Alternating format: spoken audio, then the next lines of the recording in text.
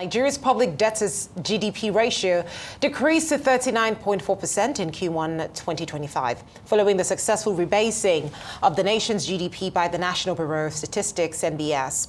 The rebasing, which expanded the GDP to include sectors like the digital economy, fintech, and the informal sector, raised Nigeria's nominal economic output and improved its debt sustainability profile. As of March 31st, 2025, Nigeria's total public debt stood at 149.39 trillion naira, comprising 78.76 trillion naira in domestic debt and 70.63 trillion naira in external debt. The rebased GDP, now valued at 379.17 trillion naira, led to a debt-to-GDP ratio of 39.4%, which is slightly below the government's self-imposed limit of 40% and the 55% threshold set by the World Bank and IMF.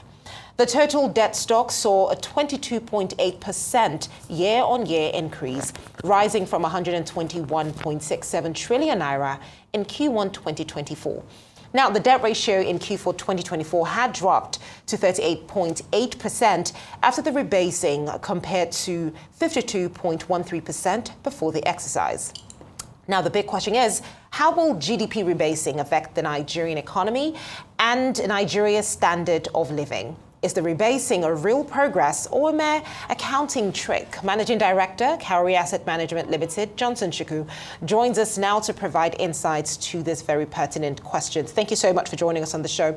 Now, GDP rebasing makes Nigeria's economy look bigger on paper, but will ordinary Nigerians feel any real difference? Thank you, Kati, and for having me. The GDP rebasing is not just on paper. It's basically a tool for government to measure the level of economic activities taking place in the economy. And beyond that, it also guides the government in making decisions on where they should invest resources to grow. If you look at the GDP today, you observe that, for instance, the real estate sector has become the third largest contributor to the GDP. So that means that a lot of economic resources go into the real estate sector. So what the government can do is to support that sector by building infrastructure, particularly road infrastructure, that will allow for development beyond the very place that is very close to the urban areas. And because we can see a lot of economic resources going there. If you look at that GDP rebasing, you also observe that the trade sector has come back to assume the second largest contributor to the GDP. So what government will need to do is that, how do we facilitate more trade? So GDP figure, rebasing or GDP figures are not just mere numbers. They guide the government to determine what are the level of economic activities taking place, what sectors are driving the economy, what do we need to do to stimulate faster growth in that sector, which sector is important to the economy that is not growing or slowing down, what do we need to stimulate that sector to restore growth. Take, for instance, the telecommunications sector that used to account for about 17-18% of the GDP. It has shrunk to about 10.5% of the GDP. So that means that they hold back from allowing the telco companies to review their tariff that made them slow down investment, has slowed down that sector.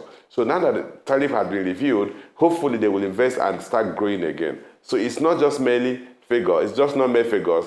It guides in decision making, guides in structured and organized growth of the economy.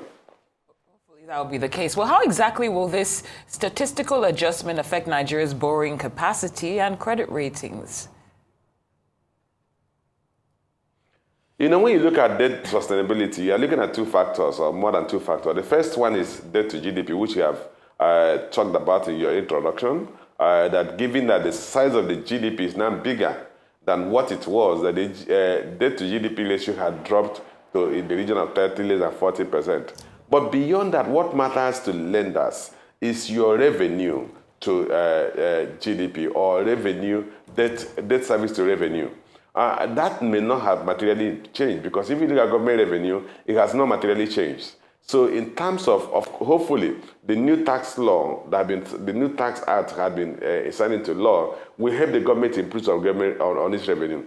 But in the absence of any improvement in government revenue, the debt sustainability of the country has not materially changed, because what matters is that, do you have the resources to pay the debt when they mature? Do you have the resources to pay interest as a default due, or if you do not have an improvement in government revenue, which, like I said, hopefully the new Tax Act law will help government to improve its revenue.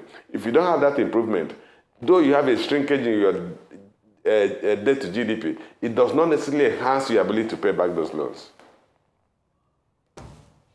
Now, based off of what you've just said, are we using GDP rebasing basically to just now mask underlying economic weaknesses? Well, not just to mark the underlying economic weaknesses. The basic thing about GDP rebasing is that you are looking at bringing out sector that you obviously did not know, that we are not manifesting in the computation, looking at economic activities, looking at where economic agents are actively engaged in, looking at the areas you have strong prospects. Take, for instance, agricultural sector. Agriculture accounted for about 23.3% of the GDP in the first quarter of this year. But agriculture sector grew at 0.07%. So a sector that almost accounts for 1/4 of your GDP is growing at 0.07%. It simply means it's dragging down the level of economic activity. So you can understand why you have high food inflation rates. You can understand why you have the challenges with food security, because that sector is very critical. And bear in mind that that sector also accounts for the highest level of employment. Another factor you have to look at, which I said, look, the GDP figures help guide government in decision making. If you look at the real sector, you observe that the real sector has actually shrunk.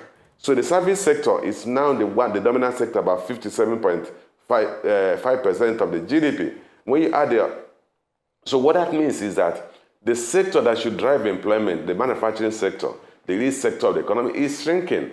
And you can also understand the implication of that as it relates to employment. So what the government needs to do, which is always a policy in any economy, any country that has a huge population, is to make sure that your real sector contributes at least 50% of your GDP so that you can create employment. Service sector-driven economies are most appropriate for countries with low population, not countries with the kind of population we have today. Well, do you think foreign investors will be impressed by rebased figures or see through some term the statistical gymnastics? Briefly, please.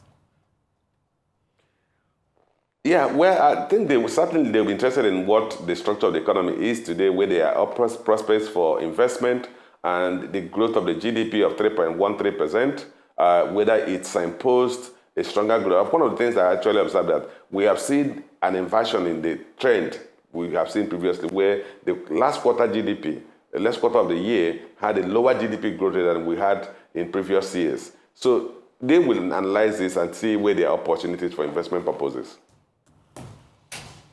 Well, thank you so much for your time, Mr. Chukwu, on this conversation and your very, very pertinent insights.